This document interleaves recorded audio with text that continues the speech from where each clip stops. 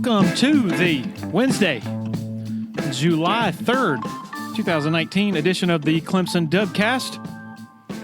Slow time of year in the college sports world, at least. Never a slow time at TigerIllustrated.com. TI train keeps them moving. Today, Paul Strelo with some interesting Wednesday insider notes, including the difference between Clemson's recruiting approach and South Carolina's in light of a high-profile defection from South Carolina's class. Also, our top 25 countdown of 2019 Clemson players on the roster continues. Jordan Williams is number 16, got number 15 coming up later today. Stay tuned for that. Great time to subscribe to Tiger Illustrated as we are less than a month away from the start of August camp. Title sponsor of the Clemson Dubcast, Parham Smith Arch and Hole Law Firm in downtown Greenville. They have been with us from the very beginning. Blake Smith has been a good friend of mine for years, dating back to the days when he taught a law class at Clemson with Terry Don Phillips. Also, Brooke Arch and Hold, major Clemson fans. The forte of their firm, which is at 15 Washington Park in Greenville, is medical negligence. They represent patients and their families in medical negligence actions. Also handle all sorts of other personal injury litigation. Free consultations. Parham Smith and Arch and Hold. Give them a call, 864-990-4581, or go to parhamlaw.com. Quick word about Uptown Realty LLC, headed up by Patrick Enzer, former sports writer who decided to get into the real estate game. Uptown Realty, locally owned and operated out of Sumter, but they serve the Eastern Midlands and PD area with the buying and selling of homes, commercial properties, and land. They also offer affordable new housing in the mid-130,000s from a local custom builder. Patrick is the sole owner and broker in charge. Grew up in Anderson, going to Clemson games, been in Sumter for 15 years. Loyal Tiger Illustrated subscriber, loyal Dubcast listener. Website is uptownrealtysc.com. Okay, from the very moment that we finished our long interview with Brent Venables, I guess it was back in March during Clemson's spring break, we knew we were going to eventually turn this into a podcast. One of the most extraordinary interviews I've ever been a part of, not just for the content, an incredible story of Brent Venables' life, but for the fact that for 2 hours I never said a word. I just sat back and let him tell his story, which is certainly the best way to go when you have someone with a great story to tell and also the willingness to tell it. So we're going to break this up into two parts. Also, the 5-part series that ran in early April on the Brent Venables story is now free on TigerIllustrated.com. So feel free to share it. Let people know who aren't members of TigerIllustrated.com that it's out there and available for everybody to read, and encourage them to sign up to the best Clemson-themed website out there. All right, here we go. Part 1 of our long sit-down with Brent Venables. Enjoy. All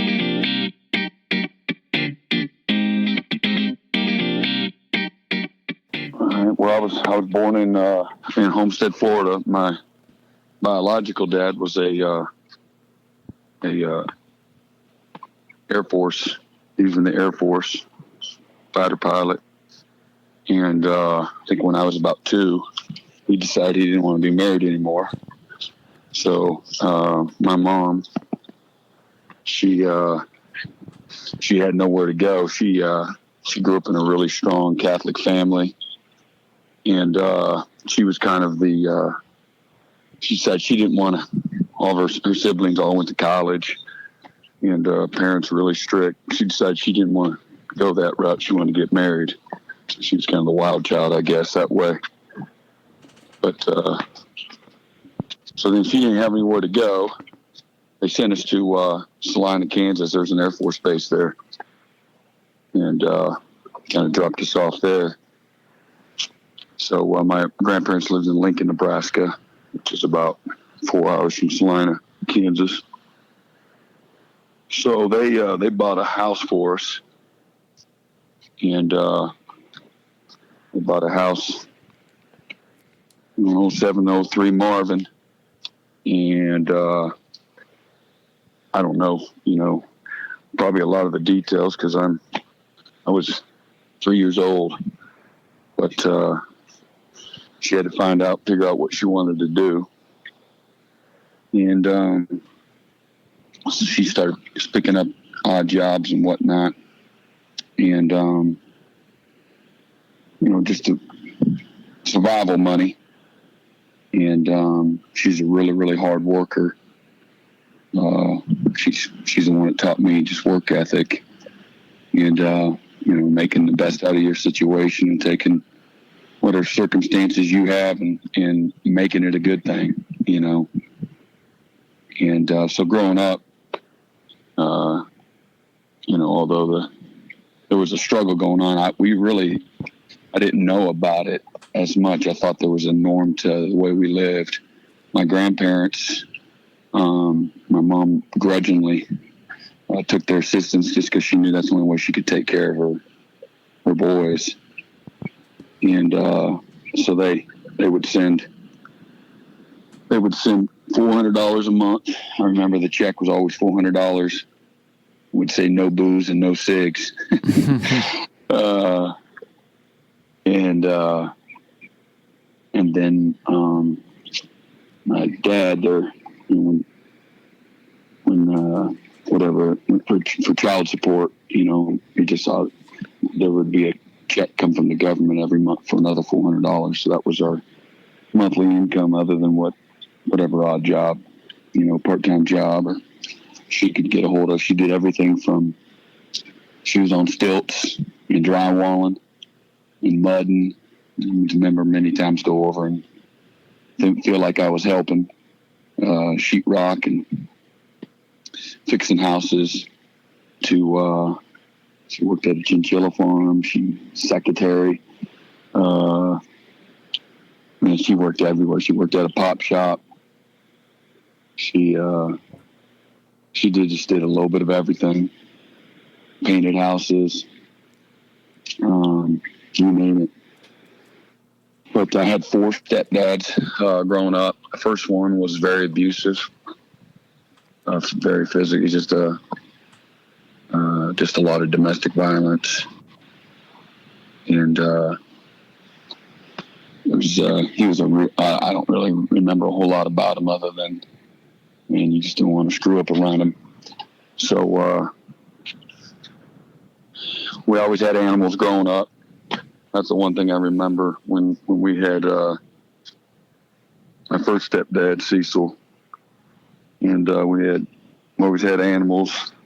We always went to parks, and but man, you were always on eggshells, and it was a really bad situation. And I felt bad for my mom. I just remember she would always try to see the good in everybody and to try to fix people. That was just her nature. And obviously I think she's just trying to find some stability and some support for her family. And so I'm sure it was really hard for her, the lesser of two evils, but it was a really, really bad situation, multiple times. Police come over and arrest him, just really bad. So, and I had another stepdad, Jack, and he was pretty steady as far as working and whatnot, but he had a drinking problem and some domestic abuse, verbal abuse to me and my brothers, and kind of bipolar a little bit. But so again, this was just really for us. It was just growing up. That was really the norm. Just kind of managing how to deal with that. I know I didn't like it, any part of the bad things, the verbal abuse, the alcohol, but I liked not having to worry about paying the bills and getting electricity turned off and things of that nature. Still was young. Jack kind of left me alone, was a little bit more abusive to my older brothers. And for whatever reason, just kind of, I guess maybe I didn't pose as much of a physical threat, I guess, or I wasn't as smart or was a little bit more naive. But he was into everything from hunting and fishing, and again, he did a lot of. I think he owned a drywall company. So again, he just, like I said, he brought some stability to the house. But that went on for about 6-7 years, and finally ended at a gun incident. We had a gun go off in the house, and I remember just always begging my mom to just get rid of him. She didn't know how. It was our house that he lived in. She just didn't always have the heart to, how do you go about it, kicking somebody out of your house? But she managed to do it. Found another guy, Jim, and he had a full-time job, but a drinking problem and a verbal abuse problem, and just pretty much it was a same old. I think my oldest brother Kirk started to resent just everything. He wouldn't be around as much because I just don't think he didn't like anything, and my mom just, his mind, she was choosing him over us. But for her, she was just, she's lonely and trying to fix people, and these are some guys with a lot of problems. So, but again, he had a full-time job and gave some kind of support, I guess. But again, in between all that, she would always make sure we had whatever the popular trends were with clothes or shoes, doing fun stuff. Again, going to the movies, our vacation was always going to our grandparents or our aunts and uncles up in Omaha and Lincoln, Nebraska, or out to Colorado. That's where my mom grew up with her family out in Denver. So we were always in one of those three places, or going to the lake. Went to the lake a lot and camped. So I always grew up just loving the outdoors. Again, parks and camping and hunting and fishing. Those were times when everybody was normal. And so that part was a lot of fun. I really thought that dysfunction and abuse and alcoholism, going to bed at night crying, hoping that things would be okay when I woke up in the morning was the norm. And I just didn't know any better. Went to church sporadically, Baptist church, and my mom we were always wanting to go to a Catholic church because that's what we knew when we were around our grandparents and aunts and uncles, is that they were, again, a Catholic, and she said she grew up that way, and so we were very intrigued by that. And we went to a few masses, but really liked going to the Baptist Sunday school, and buses would come. My mom she didn't really go with us. And but us boys would get on the bus. Different colored bus would come by and pick us up. And but really had no real strong understanding about being a Christian and what faith can mean to your life and things of that nature. So I always grew up just a little bit intimidated by other people, my friends, families, that was a normalcy in their lives, just because I just didn't know as much about it. Same story with Jim as with Jack. Was kind of a bad ending. Just all the stuff it's just a mess. And finally one day, Mom had enough, and that was it. But I remember I was a freshman in high school, going into my sophomore year in the summertime, and I'm into the weight room, and I'm started varsity in my freshman year in high school. And so started getting some confidence and growing. And I think as a freshman, I was a little over 6 foot, 190 pounds. So as a freshman, that was pretty big. And then again, my brothers they were really, really good football players at Salina South. My oldest brother, Kirk, was a senior when I was a freshman. And my brother, Ken, was a sophomore. So we all got to play together for a brief period of time. That was cool. I go back again, just, sports. I always played baseball. My mom would always sign us up for soccer. She went to the soccer games. That's when we were younger. And then as I got older, I would always, a lot of times she wasn't at home, time to go to practice or games. So that's when I started really relying on friends or coaches with baseball and football to get me where I needed to be. I had to walk to practice a lot, the ones that were close enough and the ones that were across town, and somebody'd come by and pick me up, take me home. But I always loved sports. It was a way, again, it was all positive. There's a lot of encouragement.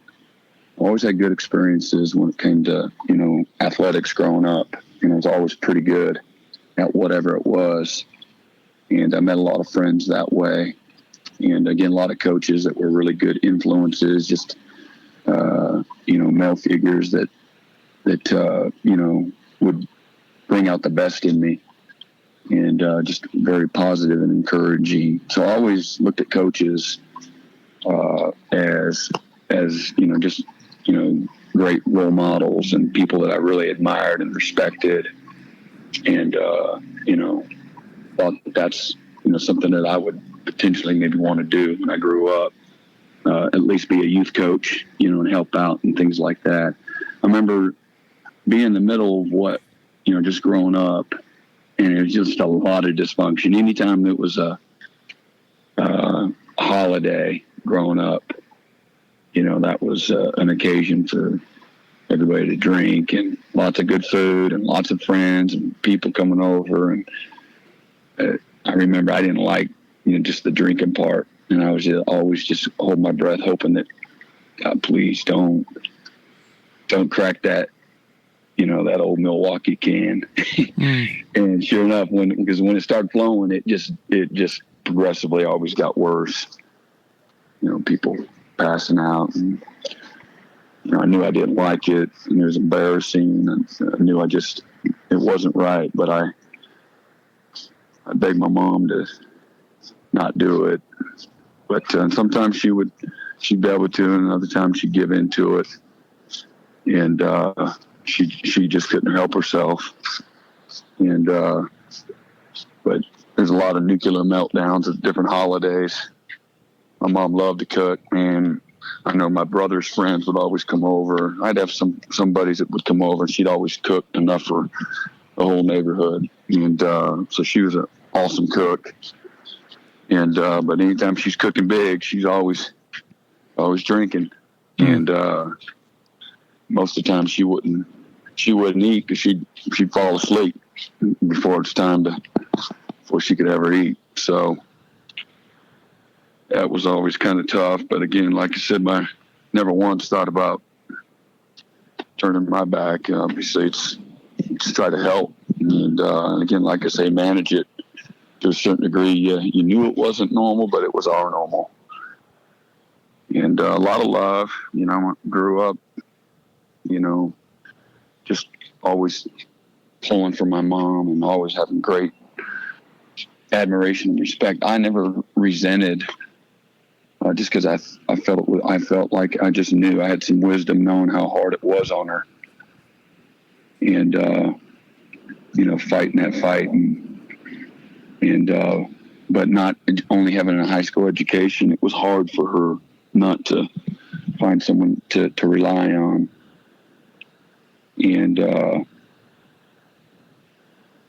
so I remember after my freshman year, going into my sophomore year in the summer,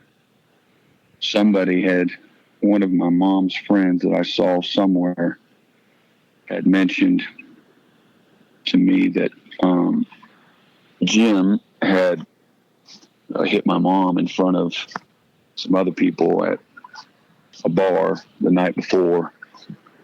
So this was a Saturday evening, early evening, 5-6 o'clock. And so I got in my buddy's car, and we drove around until we found where they were at. And I went in and asked him if he put his hands on my mom. And he said he had. He said, "What are you going to do?" And I beat him up in front of all of his buddies. And that was pretty much the end of that relationship. And so she moved on from Jim and kicked him out of the house. And then her last husband, another Jim Schumacher, really, really, really good guy, had a great job, hardworking guy that just made my mom happy. And this started my junior year in high school. And he's just a very positive, encouraging guy. He drank a little bit, but it wasn't too abusive, at least early on. And so things were going, much better for my mom. Still jumping in and out of jobs. She had a job as a secretary for an insurance office for a good while. Again, it was just a nice way to supplement her income. Always her first car that she drove for years was a hand-me-down from her dad. Rusted out everywhere. And, I was either riding a bicycle somewhere until I saved up enough money to buy a moped. So just watching her work ethic, finding a way, always having a positive can-do attitude around us kids. So I had so many part-time jobs. I worked everywhere from Village Inn as a busboy to McDonald's. My couple of my favorite jobs. I worked at 3 different grocery stores through the years.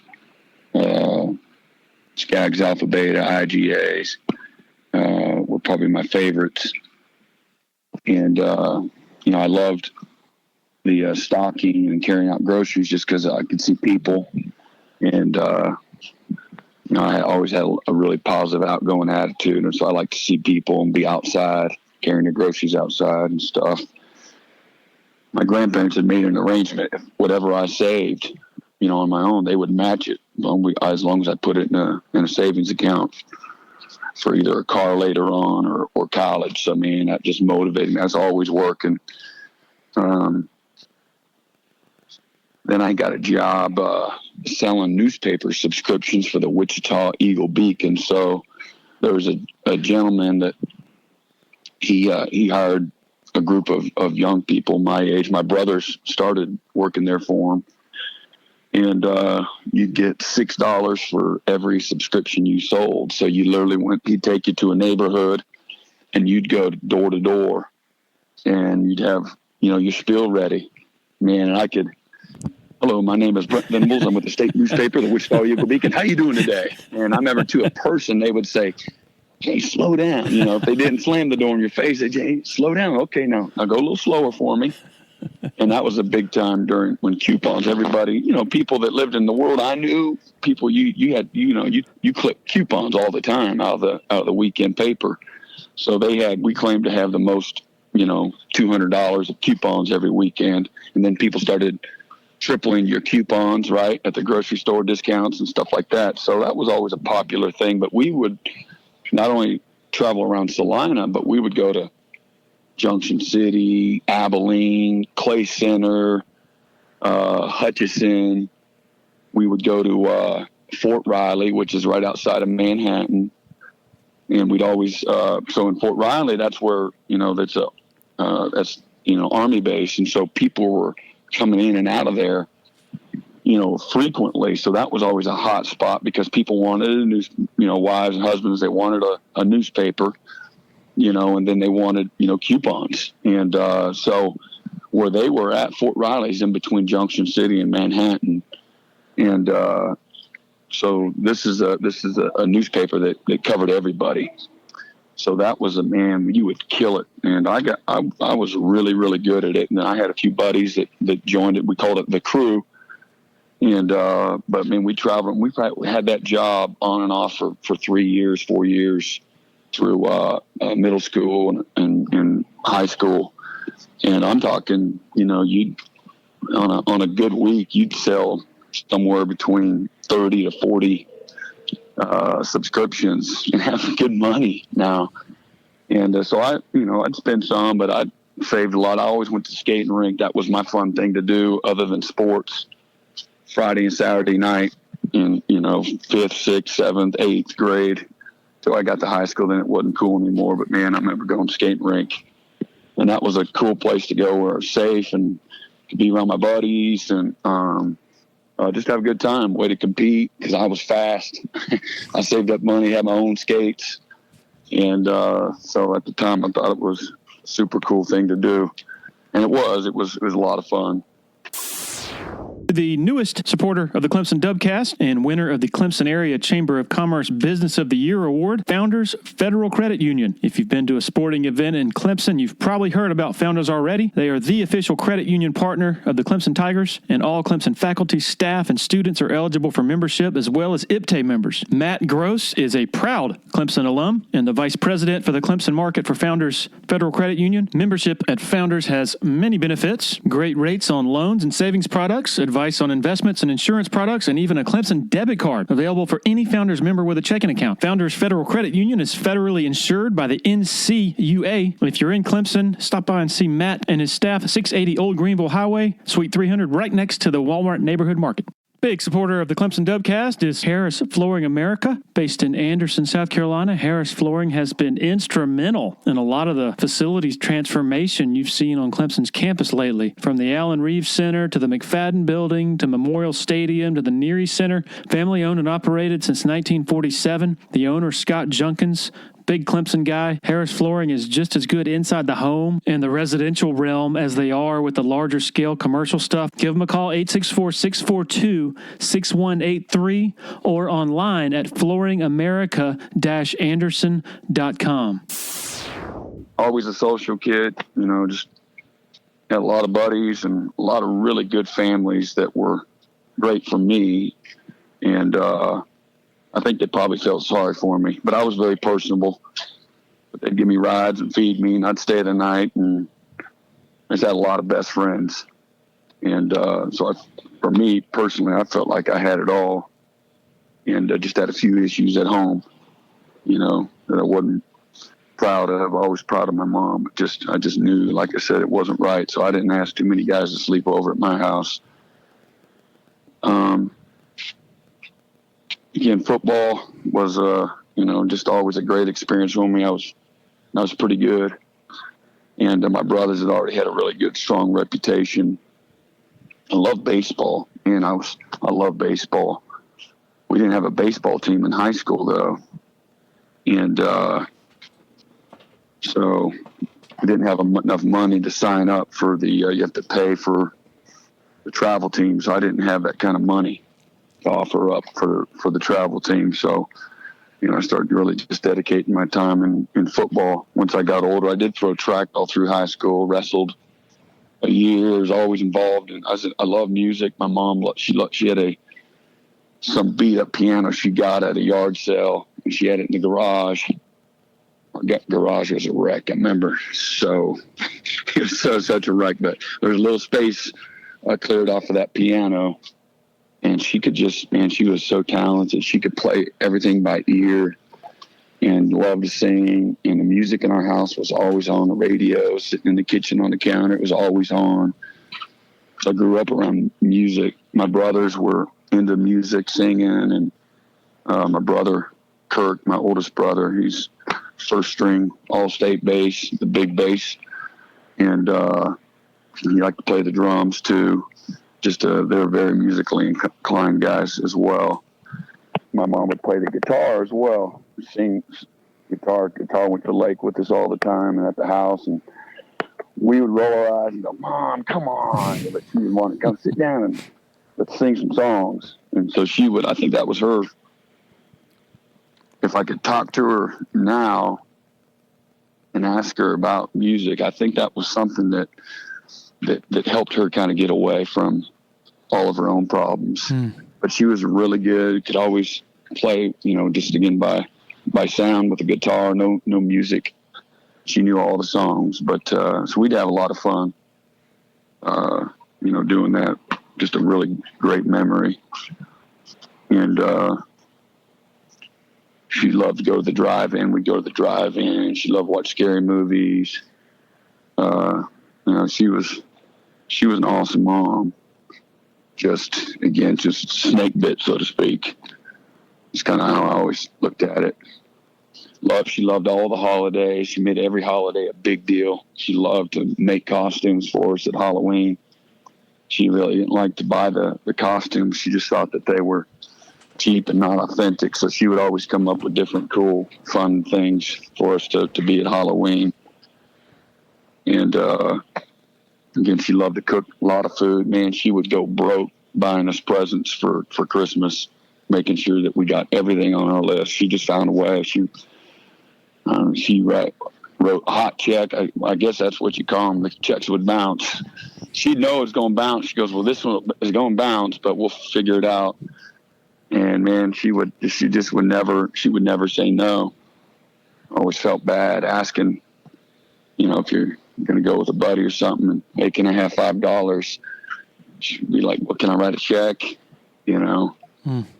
So that she would just always, she didn't ever want us to do without. And, I remember she wrote a lot of hot checks growing up. Going to the grocery store was always kind of hard just because you have a little bit of pride, but you always had to. I remember going with my mom because she didn't want to go alone.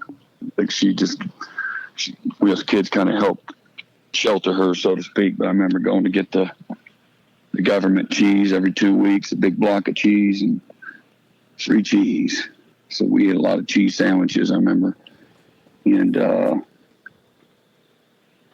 using food stamps. I know none of us were proud of that, but sometimes you just got to do what you got to do.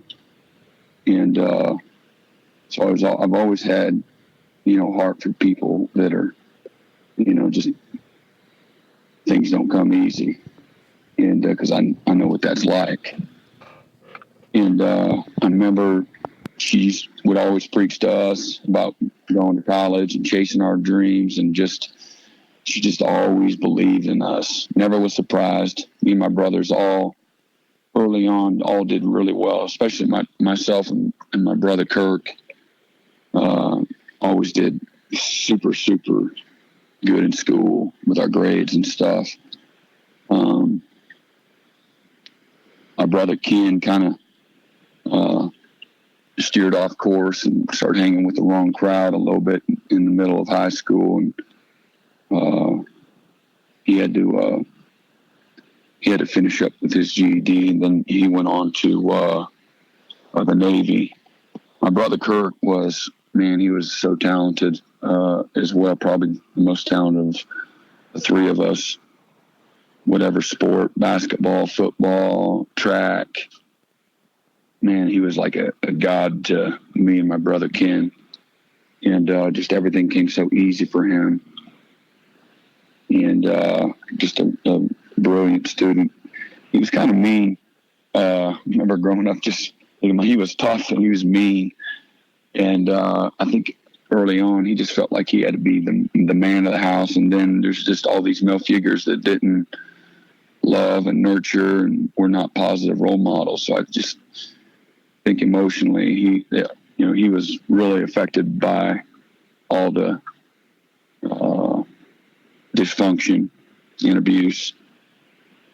And so I remember as he got older, man, he didn't want to be around his little brothers. We weren't cool enough or big enough, so he'd be out with his buddies. He had a little wild side to him too, socially. But he ended up going to a junior college to play football in state, and then decided after near the end of junior college, he joined he joined the Navy. And so him and my other brother, Kim, were both in the Navy. And then I think Kirk did a lot of growing up there. And he did very well while he was in the Navy. And decided I'm going to go to college when finish up college when he got out. And so he came to Kansas State. And man, he did awesome. And so I was able to be there with him for a couple of years. And then when he finished his undergraduate degree, he went out to CU and finished up there and got his master's degree and was amazing. He graduated upper 5% of graduates there, and then started. He worked at a couple of different places, but his last job was at an energy conservation company called eSource, and was everybody loved Arthur. His name was Arthur Kirkpatrick Venables. So Arthur was my grandfather's, my mom's dad. That was his name, and he was one of three national conservationists. There's three head forestry guys in the country, and he was one of those three. And his last name was Ferber, Ferber. But he had a big stick in our eyes. He was the man. He was stability. He was wisdom. But he was a grandpa, so he wasn't into, he was an older grandpa, so he wasn't into the sports and all that kind of stuff with us. Everybody was kind of afraid of him. And, but Kirk, after he came out of the Navy, or while he was in the Navy, he started going by. He had everybody else call him Arthur. And, whether that was new beginnings and honoring their grandfather, but that's what everybody where he worked, that's how they knew him there. And they had to basically, their company would go around to Fortune 500 companies around the country and sell their product and their systems on how to help these businesses cut emissions and be more energy efficient, all at the same time save money and save the environment and all those types of things. So he part of his job was to travel around the country, everywhere from Boston to LA to, in the Southeast, Atlanta, and they would host different individuals from these businesses and go out to eat, drink, have a good time, and sell their, basically, how that works in the corporate world, and sell their product. And these are good guys. They're about the right thing, and they get down to business. But Kirk was an easy guy to like, especially again in the social scene. He was a functional alcoholic, and he had an episode in Boston, and I was a little bit naive. I knew that we'd go up to Colorado with our family, and that was always I was always just worried about what's going to happen, but he would show up to our different Colorado gatherings in the summertime, wherever, and man, it'd always be some kind of drama with him and my mom and stepdad, whoever was with us, and I think that's where all that resentment was, and it never ended good, but he had an episode where he blacked out and fell through a table in a lobby, and that's when I think people that he worked with knew they needed to help him get some help, and where I kind of first found out that it was kind of an everyday occurrence for him, just as far as managing. He'd get up early and work, and come home, he'd get into the same routine every night. And so that wasn't going in a positive direction. But Ken got into the Navy and kind of straightened out what he wanted to do in life. And then he ended up moving both back to Denver, and then he lived out for a few years, and then he lived out in Salt Lake City for around 8 years or so. And, he was a lobbyist for the Utah Wilderness Coalition. He did that for a long time, and then he worked for the state of Utah, I think, for 7 or 8 years or so. He might have been out there closer to 10 years, and but he worked out there for the state, and had a really good job and stable situation. But he's kind of going back to me. So I go through high school and had a lot of, again, good positive influences at school with my coaches and teachers and whatnot. But I end up going to Garden City on a football scholarship. I almost walked on to K-State out of high school, but I decided to go to Garden City. And I remember Bob Stoops showed up at my high school, though, while I was still in high school. And they recruited me, brought me up on an official visit. I went to Kansas on an official visit as well, but didn't get the scholarship offer, just preferred walk-ons, both places. But I remember meeting Bob Stoops the first time. And, man, he was just so electric, just had an amazing presence to him, really positive, young, confident. And I was really liked Coach Stoops. So I went to Garden City. My mindset was I'm going to go back to Kansas State and go play for them and try to help be a part of that turnaround. And coming out, I had a couple of opportunities, Division I AA, to go from Garden City. And that's where all my coaches there said, you need to go take the money, go take the guaranteed scholarship. And my mom was very supportive of me just chasing, my dreams in my mind. I was like, well, I'm going to earn a scholarship. First of all, I need money. I got to pay. I can, somebody told me I could get a Pell Grant and some financial aid and student loans. I was like, shoot, I'm going to Manhattan. So go to Manhattan, and after a semester of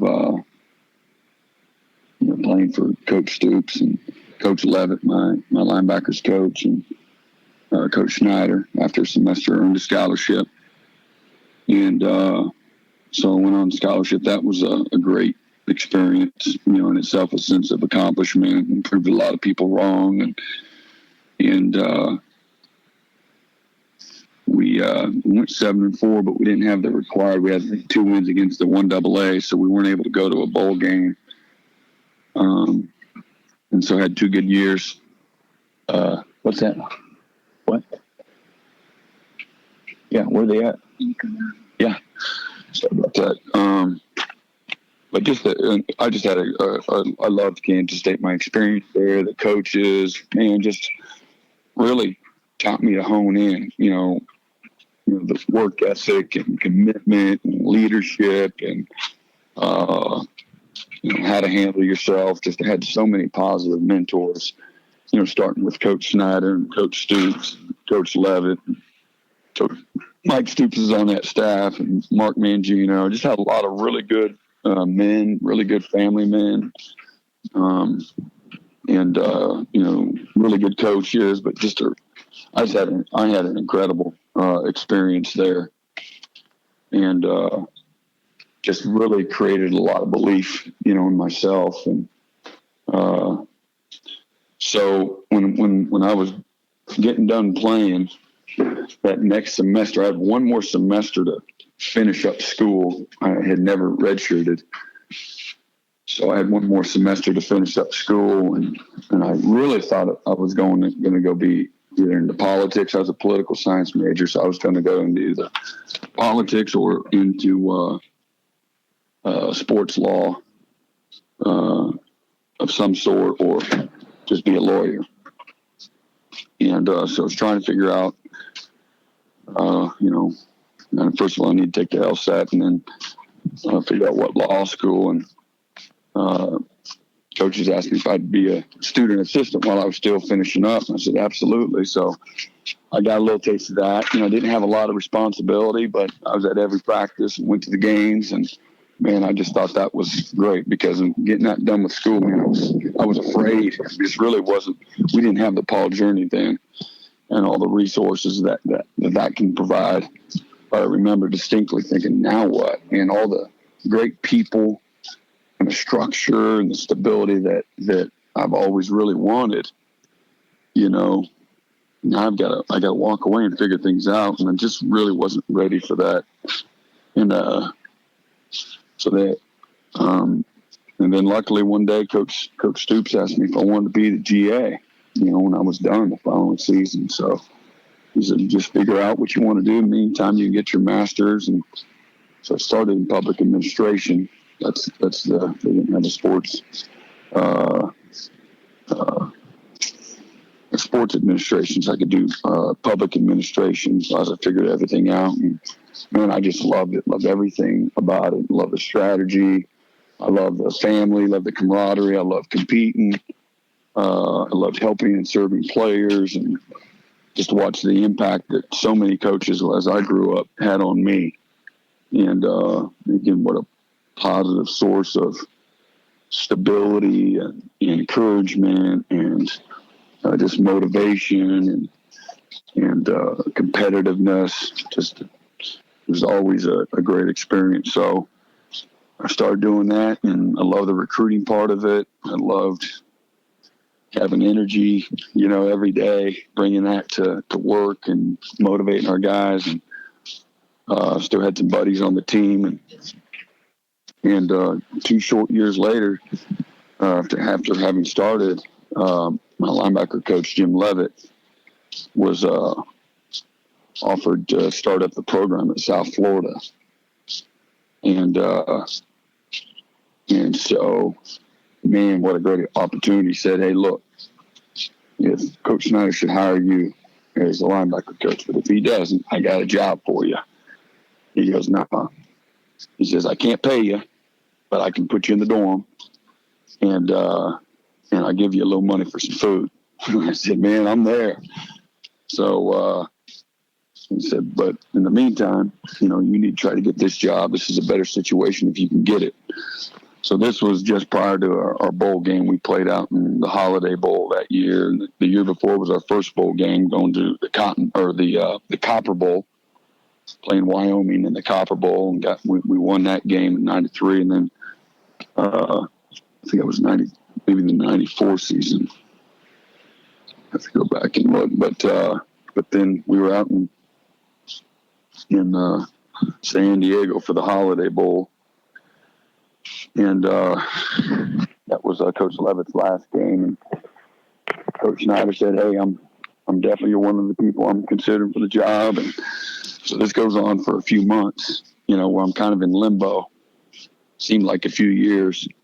I'd go down about every 2 days and knock on his door and go, I've got a bunch of applicants and people I'm talking to. And so Coach Snyder did things on Coach Snyder time. And probably didn't ask a lot of people about what they thought. And so he just told me to be patient. And then one day he told me, I'm going to hire you. It's going to be on an interim basis. And so you've got 1 year to prove to me that you're ready. You got to cut the social ties to your friends. They're still on the team. You're a coach now, and you're their leader. And here's what that means. And I'll start paying you in the fall. So I was just elated. This was like maybe March, and I think that was in 1996. And so I worked spring ball,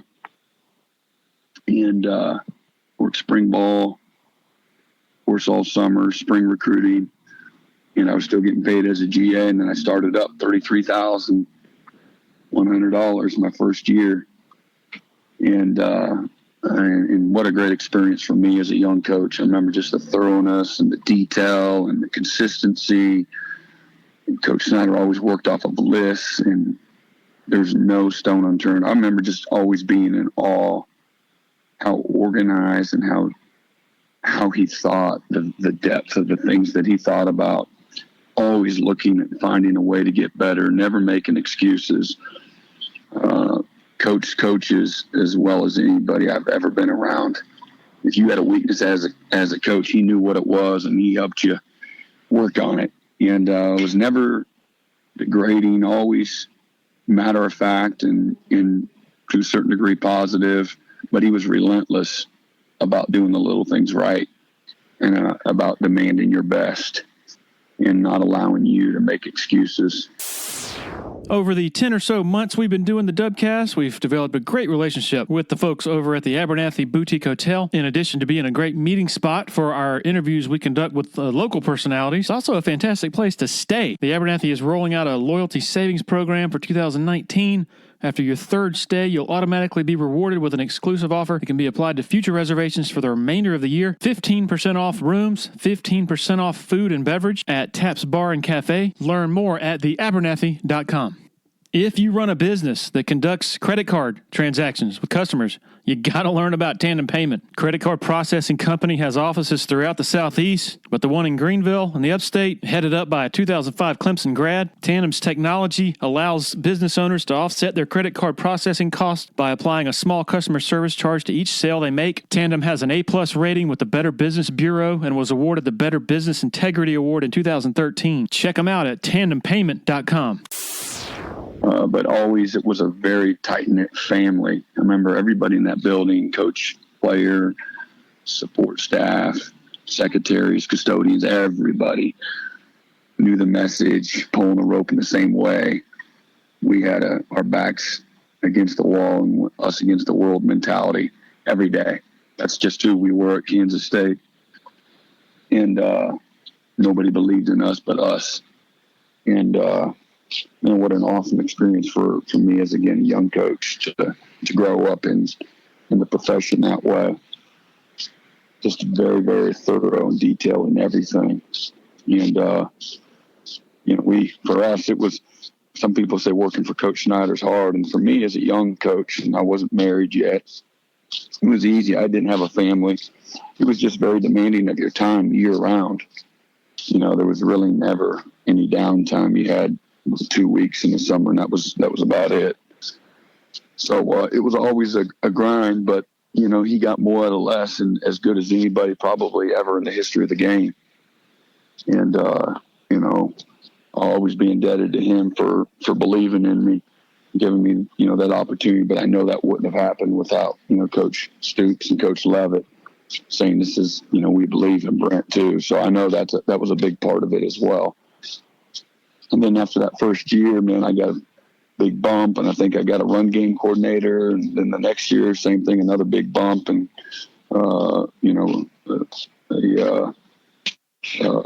additional responsibilities. And he gave belief. He believed in me. I guess it must have been just what I had done as a player and as a graduate assistant coach, but gave me a ton of responsibility. And I just never wanted to let them down, or my players. So, we had, some great years there and some defining moments, and just trying to figure out a way to, against some of the most high-powered teams in college football at that time, finding a way, strategy-wise to win, find a way to get, one more point on the board. And, because Coach Snyder always made you believe you could do it. But I remember the advent of the quarterback running game, with a pro style offense with Coach Snyder. And I remember that first year, man, we signed a bunch of junior college players, and with some really good high school talent as well. But that 98 team, first of all, we went to, in 97, we were 11-1 and played Syracuse in the Fiesta Bowl. We had Donovan McNabb, and we won that one. I believe it was maybe 37-17, something like that. And we had like 19 starters coming back in 1998. And I'll back up real quick because in 96, I started dating Julie, my wife, and we started talking a little bit. And in 1994, I met her while I was in college prior to that, 92, but she was a freshman and I was a junior. And she was just getting into college and having fun, and she wasn't interested in seeing anybody, dating anybody. So, but we always knew each other. We had some mutual friends. And she's from Kansas City, Overland Park. And, I believe it was 1994, going into 1995, we started seeing each other and dating, and then we ended up getting engaged in 96, and then I get married in 1997. And so she got her degree in nursing, and so she was working at the hospital right across the street from the football stadium. And both of us were just blowing and going. She'd get home like at 11:30, 12 o'clock at night, and I was just getting off of work. So Snyder had notorious Sundays you work till 1, Monday you work till 1, Tuesday and Wednesday you work till noon, and then Thursday you could go home after practice. I remember coaches, you'd be all done with whatever you had to do, and nobody ever wanted to be the first one to leave. Everybody trying to figure out whether Coach Snyder was still there or not. Looking down the hallway, nobody wanted to be the first one to leave because Coach Snyder was notorious. About 2 nights a week, he'd walk up and down the hallways, and you guys get out of here. He'd be like 12:50, a.m. Hey, you guys get out of here, And for me, it wasn't as big of a deal. I always kind of thought it was funny, and but I just didn't know any better, as far as families. And my wife wasn't getting off. She worked whatever it was. She worked the evening shift, so she got off like at midnight. So we did that for a few years. It was awesome. We loved Manhattan. We had our first home was a condominium right on the corner as you're leaving outside of Manhattan, and the street name was Little Kitten Avenue. And I remember it like it was yesterday, but that 98 team going in, we knew we had a great team. And that was probably one of the 2 most talented teams I've ever been on as a coach, the 98 team. And finally beat Nebraska and everybody else, and we were a couple touchdown favorite going in the Big 12 championship. And well, I don't know if we were ranked 1 or 2, but we were right there at 1 or 2. And if we win the game, then we're going to play in the national championship.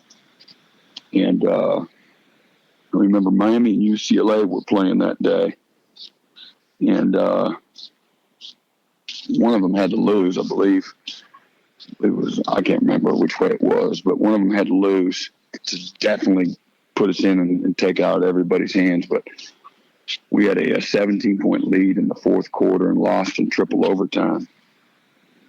And easily the hardest loss, toughest loss I've ever been a part of. Well, about 5 days prior to that game, Bob Stoops had called and said that Oklahoma was probably, they've offered him the job, and he was at Florida as the defense coordinator. So that first year, right after I got hired, Steve Spurrier, a month later or so, ended up hiring him late in the spring and hired him to be his defensive coordinator. And so he left, and then so Mike and I ran the defense.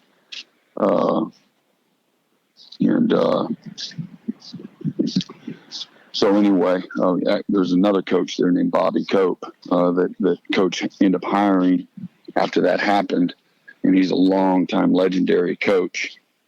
and had coached at Kansas State prior to. So he came in first to be the defensive coordinator after Coach Stoops left. But during that, late in that summer, he got brain cancer.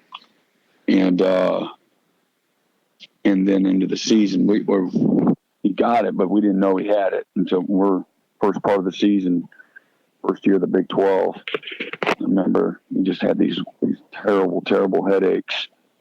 And I knew something. I remember going to Coach Snyder and said, "Hey, Coach, listen, Coach Cope, he was as tough as they come. He's having these horrendous headaches where he'll stop and just bend completely over and go to the ground on his knees, holding his head, saying he had these horrible headaches, but he wouldn't do anything about it." And I said, and the other thing is, we're doing all of our installation, fall camp installation. He says some of the craziest things I've never heard him say, and calling stuff that we don't have in our defense. So he got some brain scans, and they found huge tumors, and it was terrible. So we coached my first year with just 3 of us coaching on defense, while he was fighting his battle, in the hospital. But he passed away later on in the season. And but man, he was one of the all-time best. So I learned so much from him too, strategy-wise, and about the game as a first-year coach prior to all this happening. But again, that '98 season, Coach Stoops got contacted for the Oklahoma job, and of course Mike and I are working together. And so he's like, "Hey man, he wants us all to go." And we always looked at Oklahoma. I hated Oklahoma. I mean, I hated Oklahoma with a passion. It's because we were always, the little engine that could, and they were just beating up on everybody. In my young life, Oklahoma was one of the benchmarks. It's kind of like Alabama, right? You either love them or hate them. And but obviously that was a very intriguing opportunity, just the thought of it. Because, you just always, no matter how hard you recruited, how much you won. I remember us beating up on Texas in 1998 in Manhattan. I mean, Ricky Williams, I think he had 35 yards on 30 carries, man. That's how we did people. I mean, other than Nebraska, you name it, Texas A&M, RC Slocum. I think we had it was a record for the most negative yards ever for RC Slocum. And we got a bunch of them. We came up with a zone blitz, bear defense, and played some cover 2 behind it. And, we just killed them in Manhattan. Ricky Williams and Mac Brown, his first year, they came into Manhattan. Major Applewhite, man, we stoned them. And I remember how frustrated I was as a young coach that we couldn't get in on any of these elite guys other than the junior college guys out of high school. And no matter what we would say to the recruits, the results on the field, we'd still, lose a guy to Missouri or lose a guy to Nebraska or lose a guy to Texas. And it was very discouraging that we didn't have a bigger stick, because I always thought if you win, then that just puts you in the lead, but it doesn't work that way. And so Oklahoma was obviously very intriguing, for that, just their ability to attract quality players or just the elite guys. And then, working for Bob Stoops, who's, a very, very strong, he's one of the couple mentors that I had, and the reason I got into coaching. So that was a really agonizing decision for me and Julie. In our young life, I was offered the opportunity to stay and get a huge raise and be the associate head coach and be the defensive coordinator, all at the young age of 27, 28 years old. And Mike and I want to do the right thing and stay and coach in our bowl game after that devastating loss. And I know and it always bothers me to this day that people thought that we were distracted and things like that. But I didn't talk to Coach Stoops one time that whole week. And we played good enough to have a 17-point lead. they just, man, they put some new stuff in, and we didn't do a good enough job. They made some plays, and then we fumbled. Offense fumbled the ball with just under a minute, I believe, to go in the game on 3rd and 4. And Bishop, who was a Heisman finalist, and was just unbelievable. He reaches out, and that wind pops the ball loose, and they get the ball and they go down and they tie it up and beat us in triple overtime. And again, that was as devastated as I've ever been. I don't know if I would have went to Oklahoma. I've always thought that if we had won that game, that I would have stayed at Kansas State, because I know we would have went on. We would have played Tennessee in the national championship, and we had the best team in the country by long ways. And I know it's hard to say that, but it's one of those nights, man. I think we had 5 turnovers playing A&M, and then again we didn't do a good job with a couple of the adjustments to what they were doing. And anyway, so that was a really tough. I remember we went to the Alamo Bowl and played Drew Brees.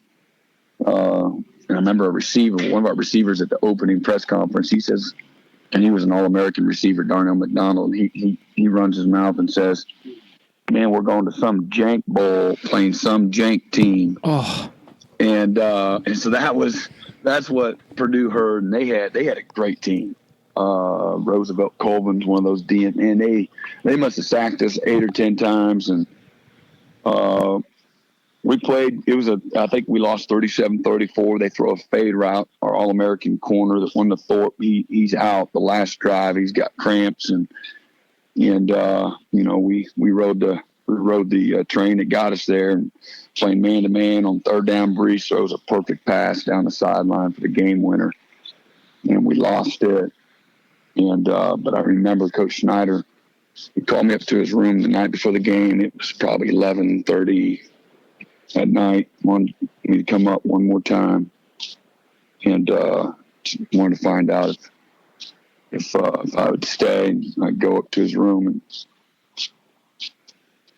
he said, "Well, Brent Venables, are we ready to put this behind us and move forward and start focusing in on our future together?" And I said, "Coach, I'm not quite there yet. I'm still going back and forth." And so that was fine. So I said, "Let's talk after the game." And I remember walking out of his room and then getting off my elevator to my floor, and everything. And there was something just overwhelmed me. I got off the elevator and I was just, man, the hair in the back of my neck was standing up, and I was crying. I need help, man. I don't know what to do. And the carpet and the wallpaper and the little bench that was sitting right outside the elevator were all crimson. And I was like, "All right, God, I need a little help here." And he winked at me and went to the room. And Julie was sleeping, and she kind of woke up. She says, "Well, how'd it go? You know what we're doing yet?" I said, "We're going to Oklahoma." And that's when I knew. all right. We'll cut it off right there. Whew, great stuff.